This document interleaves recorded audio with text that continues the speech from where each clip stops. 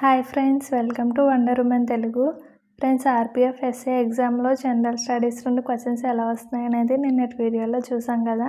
అలాగే arithmetic and reasoning నుండి కూడా క్వశ్చన్స్ ఎలా వస్తున్నాయి అక్క అని కొంతమంది అడుగుతున్నారు. సో దానికోసం అయితే ఈ వీడియోలో డిస్కస్ చేసుకుందాం. యాక్చువల్గా ఎగ్జామ్స్ కోసం రివ్యూస్ సోషల్ మీడియాలో డిస్కస్ చేయొద్దని ఆర్ఆర్బీ ఒక నోట్ అయితే రిలీజ్ చేసింది. కాబట్టి మనం ఈ వీడియోలో కొన్ని ఇంపార్టెంట్ టాపిక్స్ అనేవి డిస్కస్ చేసుకుందాం అంతే. అథమెటిక్ అండ్ రీజనింగ్ టాపిక్స్ అయితే ఈజీ టు మోడరేట్గానే ఉన్నాయని నేను కమ్యూనిటీ ట్యాబ్లో పోస్ట్ పెట్టినప్పుడు చాలామంది అయితే రియాక్ట్ అయ్యారు. సో ఎవరు కూడా టెన్షన్ పడొద్దు. ఇంతకుముందు మనం డిస్కస్ చేసుకున్న వీడియోస్లో అలాగే కండక్ట్ చేసుకున్న మోక్ టెస్ట్లో మనం డిస్కస్ చేసుకున్న టాపిక్స్ నుండే చాలా వరకు క్వశ్చన్స్ అనేవి రావడం జరిగింది. సో ఏ టాపిక్స్ చూసుకుని వెళ్తే నెక్స్ట్ ఎగ్జామ్ రాసే వాళ్ళు కొంచెం బెటర్గా పెర్ఫామ్ చేయగలుగుతారు అనేది ఈ వీడియోలో చూద్దాం. ఈ వీడియోలో వచ్చేసి ఇంతకుముందు ఎగ్జామ్స్లో వచ్చిన ఎగ్జాక్ట్ క్వశ్చన్స్ అయితే ఉండవు. జస్ట్ నేను మీకు ఒక ఐడియా కోసం అనేది ఈ చాప్టర్స్ చదువుకుని వెళ్తే బాగుంటుంది, బాగా అటెంప్ట్ చేయగలుగుతారని చెప్పేసి ఈ వీడియో చేయడం జరుగుతుంది. సో ఫస్ట్ టాపిక్ అయితే చూద్దాం. అథమెటిక్లో వచ్చేసి నంబర్ సిస్టమ్. ఈ నెంబర్ సిస్టమ్ అనే టాపిక్ నుండి మనకైతే ఫ్రాక్షన్స్ లాంటివి చూసుకుని వెళ్ళండి. మనం మినీ మాక్ టెస్ట్లో డిస్కస్ చేసుకున్నాం కదా, కొన్ని ఫ్రాక్షన్స్ అనేవి మనకి ఇచ్చేసి ఇందులో విచ్ ఈజ్ లార్జెస్ట్ ఫ్రాక్షన్ అని క్వశ్చన్ అడగవచ్చు, అలాగే విచ్ ఈజ్ స్మాలెస్ట్ ఫ్రాక్షన్ అని కూడా అడగవచ్చు. సో అలాంటి క్వశ్చన్స్ అనేవి చూసుకోండి. అందులో డిఫరెంట్ టైప్ ఆఫ్ మోడల్స్ అనేవి ఉంటాయి. సో డెసిమల్స్ అనే టాపిక్ నుండి అయితే మనకి డెసిమల్స్తో చూడండి కొన్ని సమ్స్ అనేవి ఉంటాయి. మనకి 0.3 అని ఇంకా ఇక్కడ ఎగ్జాంపుల్ ఇచ్చాను చూడండి. 0.3, 0.33 వీటిని ప్లస్ చేస్తే లాస్ట్కి మనకి సమ్ ఎంత వస్తుంది అని చెప్పేసి ఇలాంటి టైప్ ఆఫ్ క్వశ్చన్స్ కూడా చూసుకోండి. ఇవి వచ్చేసి మనకి రూట్ టైప్లో కూడా ఉంటాయి, అవి కూడా చూసుకోండి. నెక్స్ట్ వచ్చేసి మనకి సింప్లిఫికేషన్స్ నుండి కూడా 2 క్వశ్చన్స్ అనేవి వస్తున్నాయంట. మనం ఫస్ట్ నుండి కూడా డిస్కస్ చేసుకుంటూనే ఉన్నాం. ఈ సింప్లిఫికేషన్స్ క్వశ్చన్ చేయడానికి బాడ్మాస్ రూల్ అనేది చాలా ఇంపార్టెంట్. మనం ఎలా పడితే అలా చేస్తే ఆన్సర్ అయితే రాదని మనం ముందే చెప్పుకున్నాం. సో బాడ్మాస్ రూల్ అనేది ఫాలో అవ్వండి.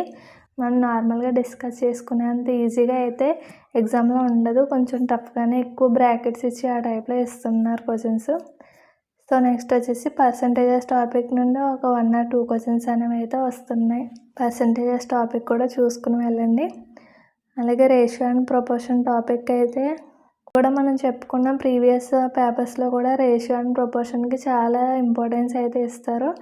3 to 4 క్వశ్చన్స్ అనేవి వస్తున్నాయి ఇప్పుడు కూడా.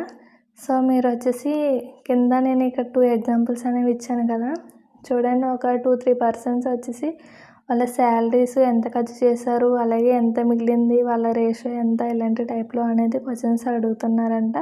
సో ఈ టైప్లో క్వశ్చన్స్ అనేవి చూసుకోండి. అలాగే మిక్సర్ అండ్ ఎలిగేషన్ మెథడ్లో కూడా రేషియో అండ్ ప్రపోర్షన్ టాపిక్ని బేస్ చేసుకుని ఇస్తున్నారు. సో ఆ టైప్ ఆఫ్ ప్రాబ్లమ్స్ కూడా చూసుకుని వెళ్ళండి. ఇదివరకు నేను ఎగ్జామ్లో క్వశ్చన్ కూడా ఇచ్చాను. యావరేజెస్ టాపిక్ కూడా చూసుకోండి.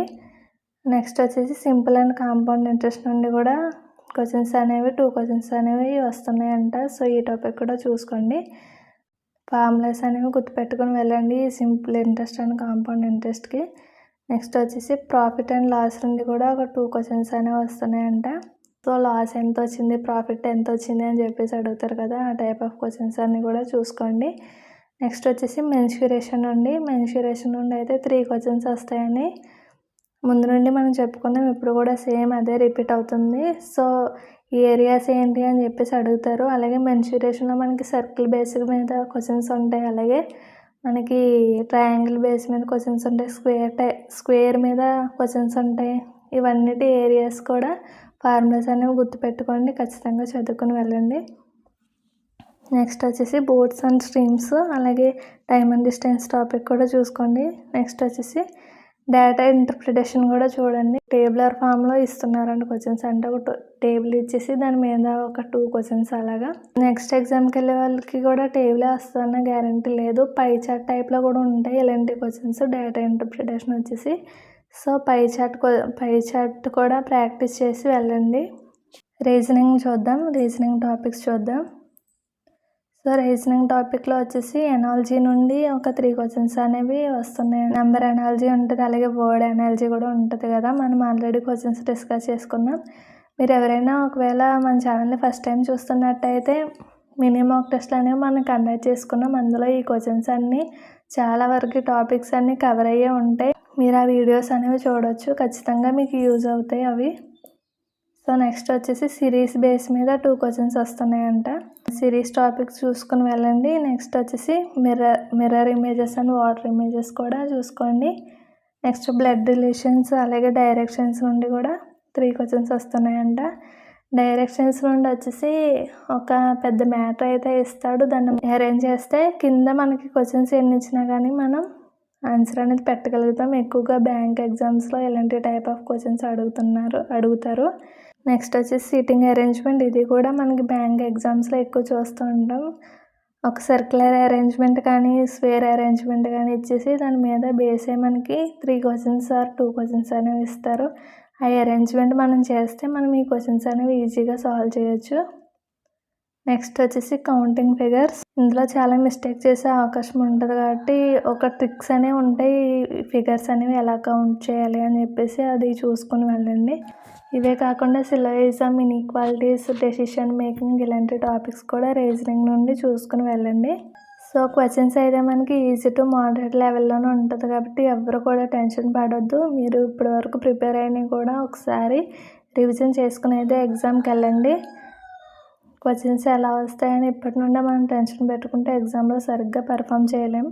కాబట్టి ఇప్పుడు నెక్స్ట్ ఎగ్జామ్స్ రాసే వాళ్ళు ఎవరైతే ఉన్నారో వాళ్ళందరూ కూడా ఆల్ ది బెస్ట్. అందరూ కూడా బాగా ఎగ్జామ్ రాయండి.